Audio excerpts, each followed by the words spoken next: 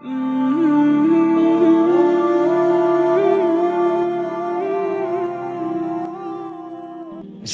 আলাইকুম ওয়া রাহমাতুল্লাহি ওয়া বারাকাতুহু। নাহমাদুহু ওয়া নুসাল্লি আলা রাসূলিহিল কারীম, আম্মা বা'দ। সুপ্রিয় দর্শক, আজ আমরা যে বিষয়টি নিয়ে আলোচনা করব সেটি হলো ইসলামিক ল এবং জাগতিক ল। ইসলামিক ল অর্থাৎ যেটা ইসলামের শাসনতন্ত্র, সেটার উৎস মূলত কোরআন, হাদিস, ইজমা, কিয়াস। এখানে কোরআন, হাদিস, ইজমা, কিয়াস যেটা বলবে সেটাই জনগণের মেনে নিতে হবে। এবং এখানে যিনি প্রতিনিধি হন বাস্তবায়নের ক্ষেত্রে, তিনি মূলত সরাসরি আল্লাহ তাআলার প্রতিনিধি। অপরপক্ষে জাগতিক ল, যেটা ব্রিটিশ ল বলি বা অন্যান্য, এখানে যিনি প্রতিনিধি হন, যারা এই ল এর বাস্তবায়নের ক্ষেত্রে, তারা মূলত জনগণের প্রতিনিধি, তারা আল্লাহ তাআলার প্রতিনিধি নয়। ইসলামিক ল এটা পরিবর্তন যোগ্য নয়।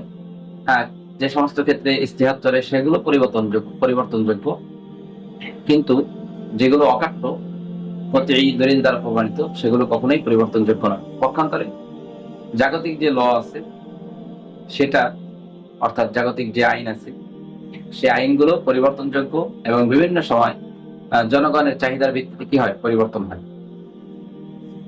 তো আমরা বলি গণতন্ত্রের থেকে হাজারো শতগুণ ইসলামিক আইন, ইসলামিক শাসনতন্ত্র এটা উত্তম।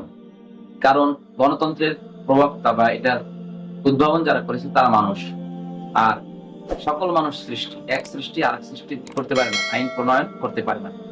আর আমার কাছে মনে হয় গণতন্ত্রের অপর নাম হলো মূর্খতন্ত্র। কারণ এটা কেমন নীতি যে গণতন্ত্রে সরকার নির্বাচনের ক্ষেত্রে, প্রতিনিধি নির্বাচনের ক্ষেত্রে একজন শিক্ষিত মানুষ যে গ্রাজুয়েশন কমপ্লিট করেছেন তার ভোট, আর একজন সাধারণ আনপড় ব্যক্তি যিনি ইংরেজি এবং বাংলা বর্ণমালাও চেনেন না, উভয়ের মানে সম্মতি বা উভয়ের যে ভোট, উভয়ের বা আপনার নির্বাচন পদ্ধতি, তাদের মান একই। এটা কেমন কথা? একজন শিক্ষিত মানুষ তার নির্বাচন, অর্থাৎ তিনি যেটা পরখ করতে পারবেন যেভাবে, সেভাবে তো একজন সাধারণ ব্যক্তি পরখ করতে পারবে না। একজন জানা ব্যক্তি আর না জানা ব্যক্তি কখনো কি এক হতে পারে? আল্লাহ তাআলাই বলেন, কুল হাল ইয়াস্তাবিল লাযীনা ইয়ালামুনা ওয়াল লাযীনা লা ইয়ালামুন। যারা জানে আর যারা জানে না, তারা কি কখনো এক হতে পারে? কখনোই না। সুতরাং এটাকে আমি বলতে পারি গণতন্ত্রের অপর নাম মূর্খতন্ত্র। কারণ এখানে সবার মান এক, শিক্ষিত অশিক্ষিত সবার মান। এটা কেমন কথা? অথচ ইসলামী শাসনতন্ত্র, এখানে ভোট দিবেন, প্রতিনিধি নির্বাচন করবেন যারা, তারা জ্ঞানী হতে হবে, বিজ্ঞ ব্যক্তি হতে হবে। আর জানা কথা, আল্লাহ তাআলার আইনই সর্বোত্তম। কারণ আমরা বিভিন্ন, আল্লাহ তাআলা কোরআনের মধ্যে বলেছেন, ইনিল হুকমু ইল্লা লিল্লাহ, যে হুকুম যার, আইন তার। অর্থাৎ হুকুম আল্লাহ তাআলার সমস্ত বিধিবিধান, অর্থাৎ যে প্রয়োগের যে বিষয়, বান্দার উপরে যে সমস্ত আইন প্রয়োগ হবে, এর একমাত্র হুকুমদাতা হলো আল্লাহ তাআলা। আল্লাহ তাআলা স্রষ্টা, আর বান্দা হলো সৃষ্টি। তো এক সৃষ্টি আর এক সৃষ্টির উপরে কি করতে পারে না, আইন দিতে পারে না। আল্লাহ তাআলা যেহেতু স্রষ্টা, ঠিক তিনি দিতে পারেন।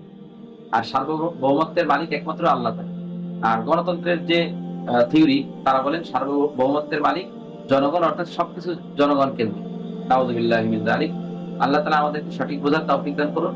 ইনশাআল্লাহ আমরা ধাপে ধাপে সামনে গণতন্ত্র এবং ইসলামী শাসনতন্ত্রের পার্থক্যগুলো তুলে ধরবো, এবং ইসলামী শাসনতন্ত্র যে শ্রেষ্ঠ, হাজার হাজার গুণ শ্রেষ্ঠ বেশি, এবং গণতন্ত্রের যে বিভিন্ন খারাপের দিক, সেগুলো আমরা আস্তে আস্তে তুলে ধরবো। আল্লাহ তাআলা আমাদেরকে তৌফিক দান করুন। ওয়া আখিরু দাওয়ানা আলহামদুলিল্লাহি রাব্বিল আলামিন।